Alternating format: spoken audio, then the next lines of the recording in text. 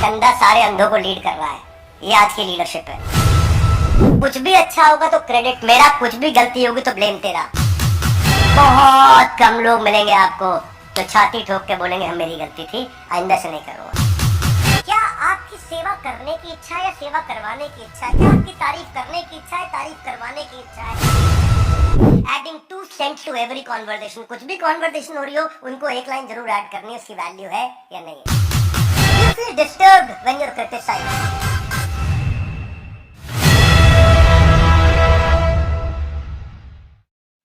श्रीमद् भगवद गीता की। भगवद गीता पहला अध्याय 7वां श्लोक। अस्माकं तु विशिष्टाये तानि बोधा द्विजोत्तमा नायका मम सैन्यस्य संज्ञार्थं तान् ब्रवीमिते।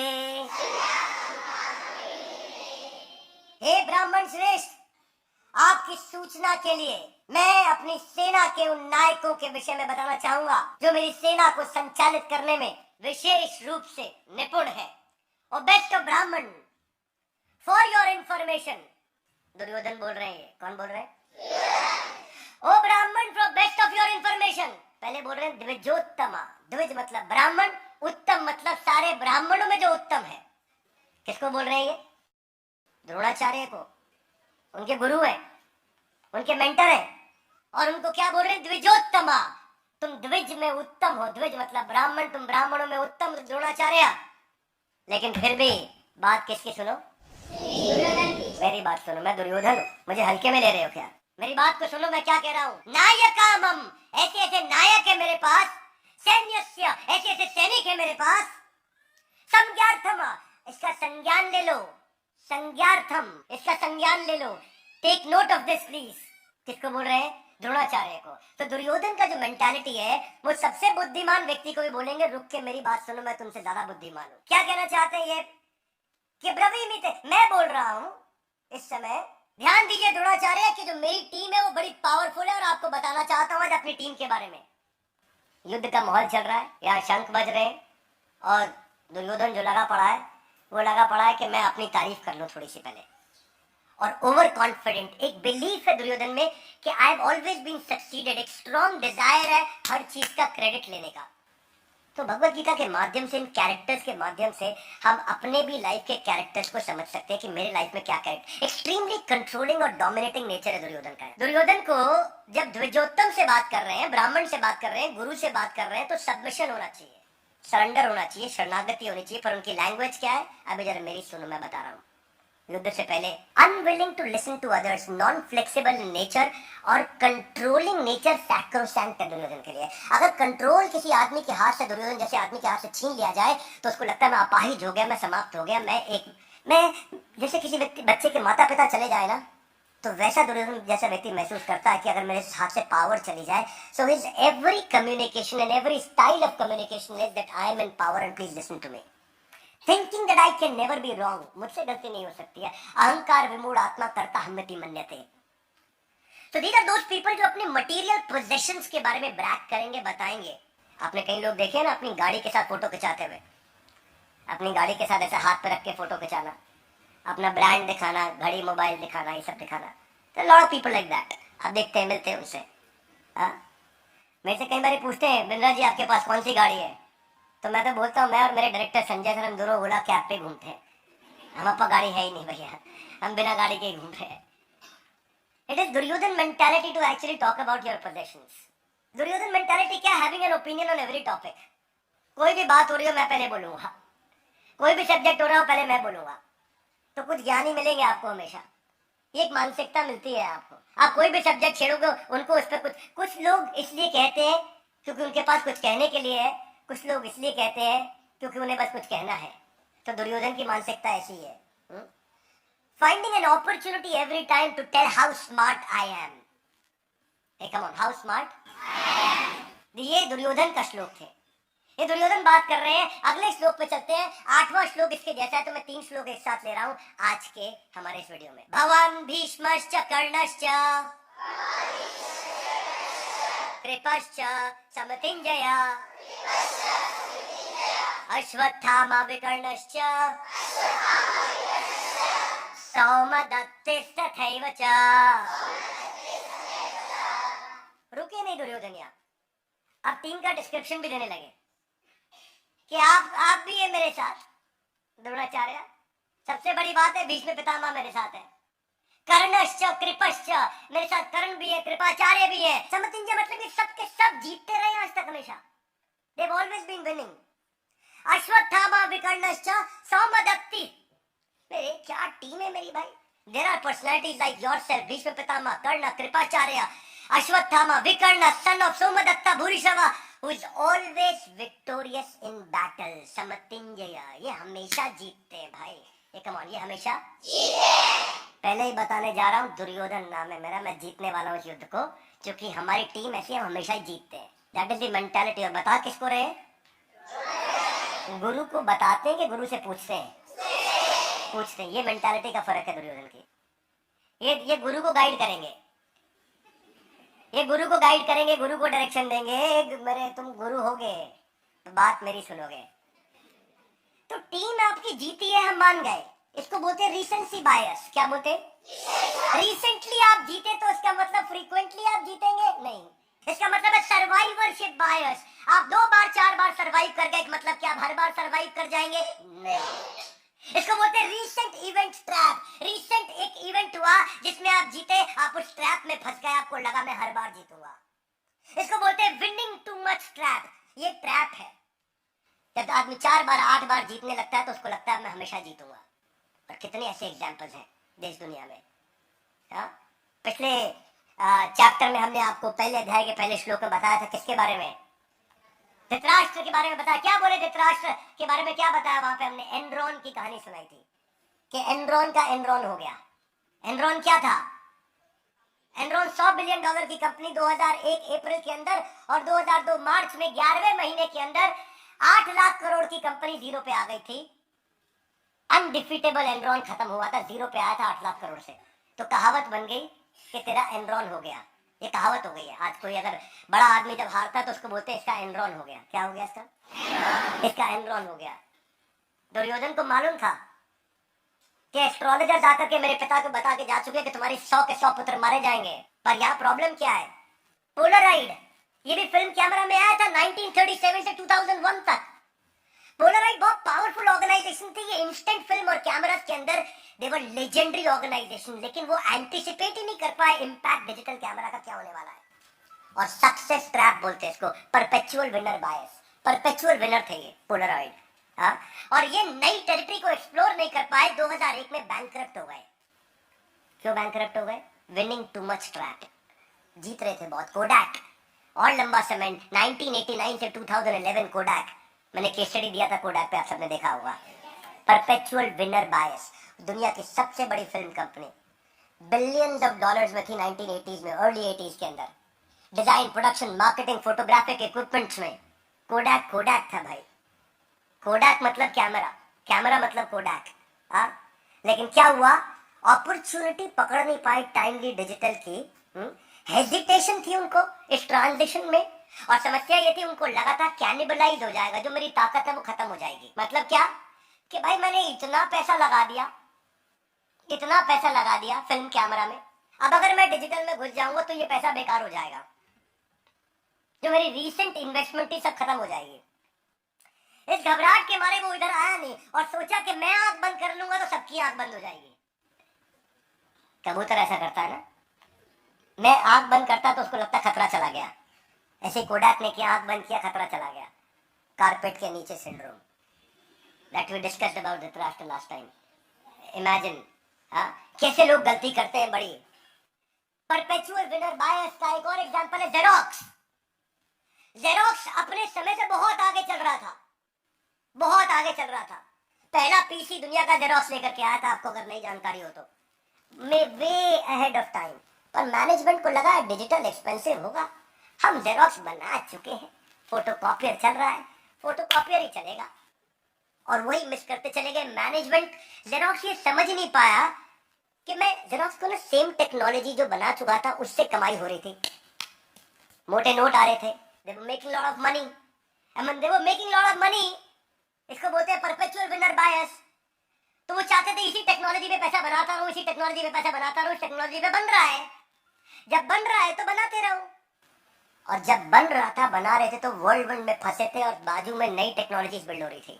दुर्योधन ऐसे ही समझ ही नहीं पाए कि क्या नए अलायंसेस के साथ पांडव लोग आए हैं, क्या नई तैयारी के साथ पांडव लोग आए हैं। Duryodhan was playing his favourite, I am playing my favourite card. Duryodhan अपनी सेल्फ ग्लोरिफिकेशन में बिजी थे। वो अपने इस एरोगेंस ने उनकी लाइफ को रियून कर दिया।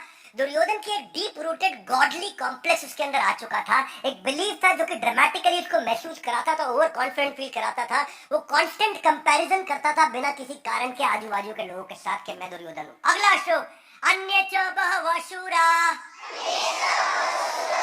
मदर्थे त्यक्त्वा जीविता नाना शस्त्र प्रहरणा सर्वे युद्ध विशारदा। क्या कहते हैं? Also there are many heroic warriors. इन सब के अलावा और भी है। यार रुके नहीं, पहले तो लिस्ट गिनाई भाई कौन कौन है अपनी टीम में, पर उसके बाद कह रहे इतना ही नहीं, अभी और भी है, हल्के में ले रहे मुझको। और ये लोग तो भाई के लिए जान दे देंगे। क्या कर देंगे? शूर मतलब ऐसे शूरवीर है हमारे साथ में। मत अर्थे, हाथ आगे लाइए, मत अर्थे, मेरे अर्थ के लिए, यानी कि मेरे लिए, मेरे लिए मत अर्थे त्यक्त्वा जीविता, अपना जीवन त्यक्त्वा त्याग देंगे। ऐसी टीम है मेरी, त्यक्त्वा जीविता, अपना जीवन भी त्याग देंगे मेरे लिए। हाँ, नाना शस्त्र प्रहार, ऐसे ऐसे नाना प्रकार के शस्त्र लेके आए हैं। कितना विविड डिस्क्रिप्शन है अपनी तारीफ में। ये भगवद गीता की शुरुआत है। इमेजिन, इससे सीखने को मिलता है कि हमें क्या नहीं करना है जीवन में, क्या करना है। Are you with me? Yes, no?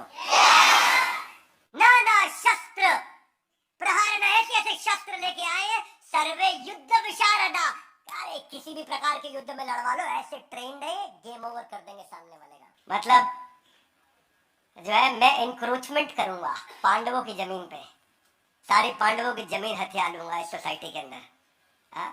This is the mentality कि बोल रहे मेरी टीम को चेक करो, मेरे भाई के लिए जान देने को तैयार। दिस इज भाई के लिए जान देने को तैयार। क्यों बोल रहा हूँ मैं ये इसलिए कि रिलेट कर सके आदमी कि क्या मेंटालिटी के साथ आज का यूथ जी रहा है, किस मेंटालिटी के साथ आज का यूथ अपने जिंदगी को बिता रहा है।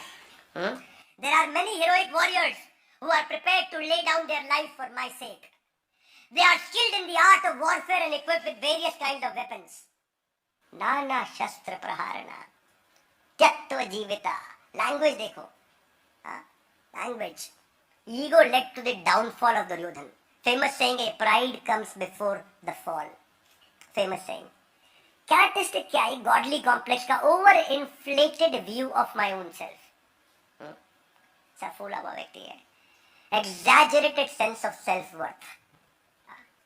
ये जो सेल्फ ग्लोरिफिकेशन था उसका, उसके कारण ये कैसे लोग कैसे कॉन्वर्सेशन को शुरू करते हैं। ये हर कॉन्वर्सेशन को शुरू करते हैं, सामने वाला कुछ भी बोले ये नो से शुरू करते हैं, या अगर उसकी बात को हाँ भी बोले तो बट से शुरू करते हैं। लेकिन क्योंकि उसको कुछ बताना है, नहीं ऐसा नहीं, मैं बताऊंगा, तुमने जो बोला ठीक है लेकिन ऐसा है।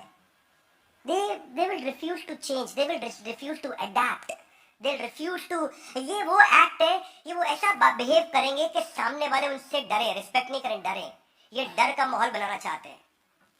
हाँ, इनका जो लैक ऑफ एम्पैथी है और दूसरे के प्रति कंपैशन को मिस होना है, इसमें क्या करेंगे, कुछ भी अच्छा होगा तो क्रेडिट मेरा, कुछ भी गलती होगी तो ब्लेम तेरा। आइए विद मी। कुछ भी अच्छा होगा तो क्रेडिट मेरा, कुछ भी गलती होगी तो ब्लेम तेरा। ये लोग कभी भी कंस्ट्रक्टिवली फीडबैक को ले नहीं पाते, क्योंकि फीडबैक नहीं लेते तो इंप्रूव नहीं होते। वही मैंने ऑर्गेनाइजेशंस के नाम बताया आपको, हाँ, पोलराइड का नाम बताया आपको, Kodak. These are those organisation जिन्होंने कंस्ट्रक्टिवली फीडबैक लिया ही नहीं, and because of which not admitting your own mistake. और जब अपनी गलती को मानते नहीं, अपनी मिस्टेक को मानते नहीं, 88% ऑफ फॉर्च्यून 500 कंपनीज जो 1950s में आई थी वो खत्म होकर जा चुकी हैं। यानी कि 1950s में जो दुनिया की 500 सबसे बड़ी कंपनी थी, उनमें से 90% कंपनी आज है ही नहीं, और अगर है भी तो मिट्टी धूल चाट रही हैं। क्या मेरी बात समझ आ रही है? समय के साथ कैसे समाप्त, कैसे बदलते चले गए ऑर्गेनाइजेशन। ये एक किताब है ईगोनॉमिक्स। ईगोनॉमिक्स कहती है कि प्रॉफिट एंड लॉस अकाउंट के अंदर एक इनविजिबल लाइन होती है ईगो की, वो आपके लॉस को लगातार बढ़ाती है कंटिन्यूअसली। तो कई लोग दुर्योधन सिंड्रोम से सफर कर रहे हैं, प्रभावित है ये हमेशा अपने आप को बेहतर समझते हैं और स्पॉटलाइट में रखना चाहते हैं, हमेशा चाहते हैं स्पॉटलाइट में कि सब मेरे आसपास ही हो, जो भी हो मैं बीच में रहना चाहिए। इसलिए आपने देखा है कुछ लड़के होते हैं मतलब इतने दूसरों का मजाक उड़ाने में, हंसने में, उनको स्पॉटलाइट रहने में आनंद आता है। देखा आपने, ग्रुप में खड़े होंगे तो ऐसे खिल्ली उड़ाएंगे बाजू वाले का ताकि मैं स्पॉटलाइट में रह सकूं। Adding 2 cents to every conversation, कुछ भी कॉन्वर्सेशन हो रही हो उनको एक लाइन जरूर ऐड करनी है, उसकी वैल्यू है या नहीं है। हर कॉन्वर्सेशन को मुझे कंट्रोल करना है, हर कॉन्वर्सेशन में मुझे रहना है। मैं रेस्टलेस हो जाता हूं अगर मैं डोमिनेट नहीं करूं, मेरे पास पावर नहीं हो तो मैं रेस्टलेस हो जाऊंगा।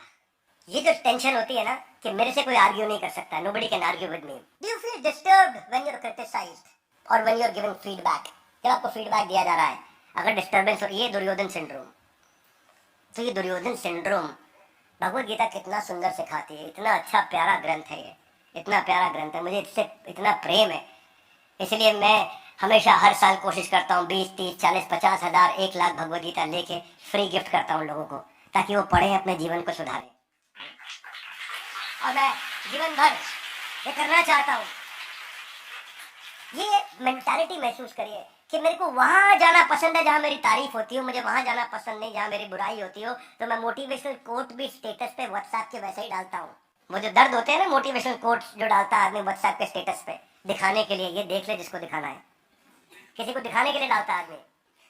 हाँ, तो ये क्या आपकी सेवा करने की इच्छा है या सेवा करवाने की इच्छा है? क्या आपकी तारीफ करने की इच्छा है, तारीफ करवाने की इच्छा है? क्या आपकी दूसरों को आगे बढ़ाने की या दूसरों के द्वारा अपने आप को आगे बढ़ाए जाने की इच्छा है? इस इच्छा को इवैल्यूएट करने के लिए आज हम इस श्लोक पर चर्चा कर रहे हैं कि अपने आप को इवैल्यूएट करें। या दुर्योधन की बुराई करने के लिए नहीं बैठे, अपने अंदर दुर्योधन को पहचान करके उसको बाहर निकालने के लिए बैठे हैं। मेरी बात समझ आ रही है? ये नहीं कि हम यहाँ बैठ के सोचा है दुर्योधन तो वास्तव में बहुत बेकार था, आज का प्रोग्राम कैसा था, बढ़िया था, क्या सीखा, बस समझ आ गया, बड़ा घटिया आदमी था दुर्योधन।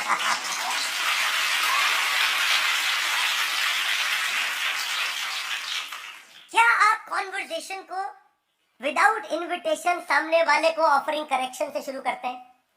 आपको इनवाइट किया है करेक्शन के लिए, नहीं किया, लेकिन मैं दूंगा करेक्शन, है ना? Correction without connection will end up losing relation. You will end up losing relation. जब आपका कनेक्शन ही नहीं है, जब आपको इनविटेशन ही नहीं है, तो आप करेक्शन क्यों दे रहे हैं? सो अपनी मिस्टेक को साइडलाइन करने की इच्छा और ये एक्सक्यूज दे देना कि मैं इसलिए फेल हुआ, ये मेरी गलती नहीं थी, ये मेरी गलती नहीं थी। बहुत कम लोग मिलेंगे आपको तो छाती ठोक के बोलेंगे हम मेरी गलती थी, आइंदा से नहीं करूंगा, ये मेरी गलती थी, दोबारा नहीं करूंगा, हाँ मेरी गलती थी, अब नहीं होएगा। It is okay to make mistake, it is okay to make few more mistakes, but it is not okay to keep repeating the same mistake. Are you with me? हालांकि गलती करने में दिक्कत नहीं है, गलती दोबारा करने में दिक्कत नहीं है, पर उसी गलती को दोहराते रहने में दिक्कत है।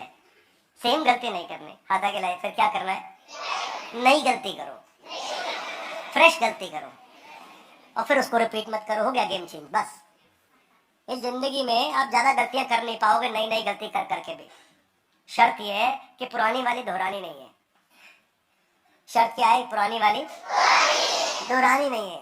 तो आज अगर हम इसी को बस समझ लें कि क्या दुर्योधन मेंटालिटी है और कैसे हम इससे बाहर आ सके, कैसे हम इसको ये ना सोचे त्यक्त्वा जीविता, ये सब मेरे लिए जिंदगी त्यागने के लिए आए हैं, ये सब मेरे लिए मरने को तैयार है, तो तू क्यों मरवा रहा है उनको?